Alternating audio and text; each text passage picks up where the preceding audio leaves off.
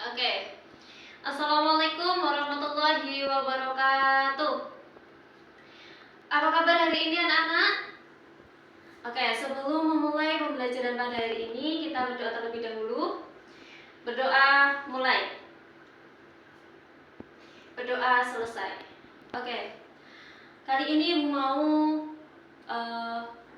kita mau belajar tentang teks prosedur. Kira-kira ada yang tahu gak sih teks prosedur itu apa? Nih, sebelumnya kalian pernah dong masak mie? Nah, di belakang bungkus mie itu kan ada bagaimana tata caranya untuk membuat mie itu menjadi bisa dimakan.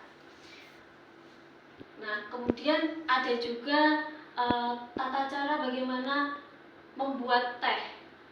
Kira-kira ini termasuk ke dalam apa? Sesuai dengan pembelajaran kita hari ini termasuk dalam teks prosedur. Nah, definisi dari teks prosedur sendiri apa sih kira-kira? Jadi teks prosedur itu adalah jenis teks yang berisi tentang langkah-langkah atau petunjuk yang harus diikuti untuk mencapai suatu tujuan atau menyelesaikan suatu masalah. Nah, di teks prosedur ini setiap langkah-langkahnya harus diikuti secara berurutan, tidak boleh meloncat-loncat, meloncat-loncat. Jadi tahap 1 harus diurut mulai tahap 1, tahap 2, tahap 3. Jadi nggak boleh tahap 1 kemudian langsung di tahap 3 kan nggak bisa. Jadi harus lanjut dari awal sampai akhir beruntut. Oke? Nah, di teks ini tuh biasanya digunakan untuk menjelaskan cara untuk melakukan sesuatu dengan urutan yang jelas dan juga sistematis agar pembaca itu tahu atau pendengar atau itu tahu untuk melakukan instruksi tersebut dengan mudah dan jelas. Selanjutnya ada jenis-jenis teks prosedur.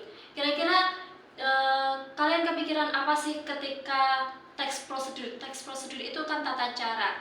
Kalian terpikirkan apa di tata cara itu?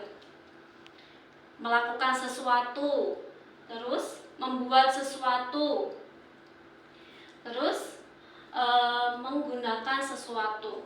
Nah, di setiap jenis itu ada tata caranya tersendiri. Selanjutnya ada ciri-ciri teks prosedur. Yang pertama menggunakan kalimat imperatif. Di sini kalian tahu nggak kalimat imperatif itu seperti apa? Kalimat yang menyatakan perintah. Oke. Ciri yang pertama yaitu kalimat imperatif menyatakan perintah. Ada contoh nggak sih di kalimat prosedur, teks prosedur itu kan langkah-langkah. Nah, menggunakan kalimat imperatif itu digunakan di mana sih kira-kira? Oke, aduklah. Kalau membuat teh yaitu berarti mulai dari aduklah, terus bukalah, oke, dan lain sebagainya. Selanjutnya menggunakan apa itu? Menggunakan konjungsi temporal. Kalau menggunakan konjungsi temporal, kata tempo sendiri artinya apa? Waktu.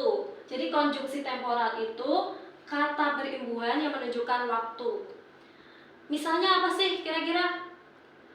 Kemudian, terus, lalu, oke, terus tadi juga.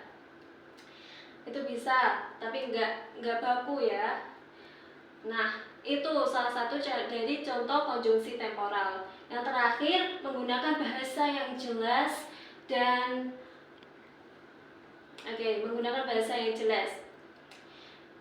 Jadi kalau membuat teks prosedur itu harus runtut, harus jelas, biar instruksi kita bisa sampai di pembaca itu dengan baik, dengan jelas, dengan oh ini ya, oke, runtut nih. Nah gitu. Selanjutnya ada struktur teks prosedur. Yang pertama kan seperti teks-teks yang lainnya, teks prosedur juga memiliki struktur. Seperti kemarin ada pembelajaran teks deskripsi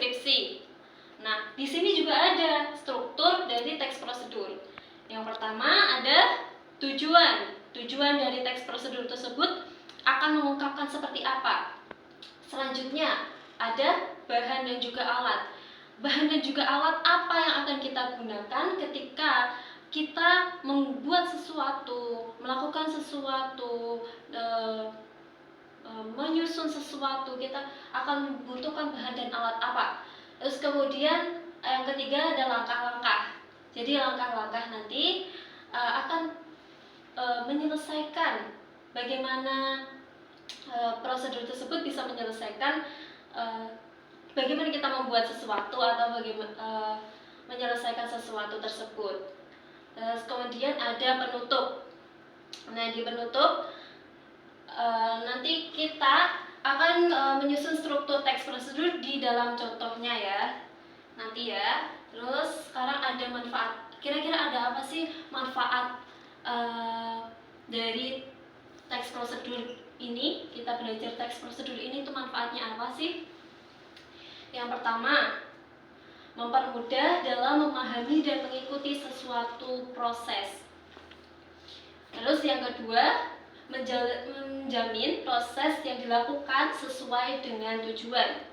Yang ketiga, meminimalisir kesalahan. Jadi ini manfaat dari teks prosedur. Nah, ini nih contohnya yang tadi. Kita urai dari awal, strukturnya tadi ada apa aja? Tujuan. Nih, di sini ada tujuan membuat teh hangat untuk dinikmati. Terus tadi ada bahan dan juga alat. Bahannya apa aja? Ada 4.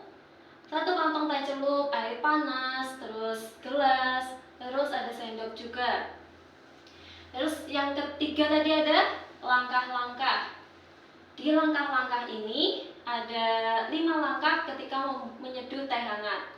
Terus yang terakhir tadi ada penutup. Penutupnya kira-kira di mana? Ini nggak ada nih Bu. Di sini teman-teman. Ini tambahkan gula juga. Nah, penutupnya itu biasanya bisa berupa teh hangat siap untuk dinikmati dan lain sebagainya. Nah, selanjutnya kita akan Ibu mau ngasih tugas ini. Kita bentuk kelompok 2 orang deh. Ini mudah kok. Nih 2 orang untuk membuat sebuah teks prosedur bagaimana tentang cara membersihkan sepatu. Itu yang pertama. Nah, terus nanti yang kalau nggak selesai bisa nih dibuat PR nih, nggak apa-apa.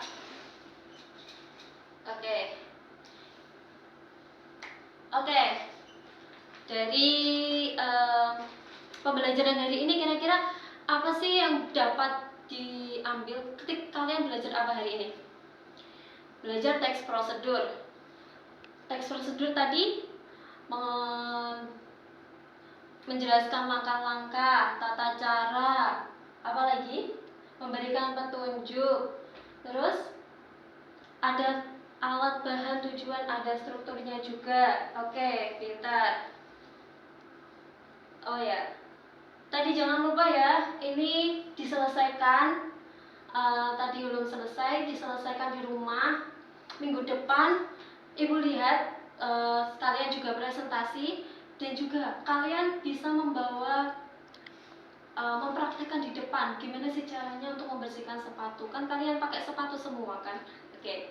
Semuanya pakai sepatu. Kalian coba membersihkan sepatu itu seperti apa. Terus oke, selesai untuk hari ini. Ya pun capek ya. Udah jam terakhir. Nah, sekian dari Ibu. Kalau ada kurang lebihnya, ingat tadi tugasnya seperti apa. Nah, minggu depan diselesaikan ya. Kurang lebihnya Ibu mohon maaf. Hati-hati di jalan ya kalian. Assalamualaikum warahmatullahi wabarakatuh. Ya Allah.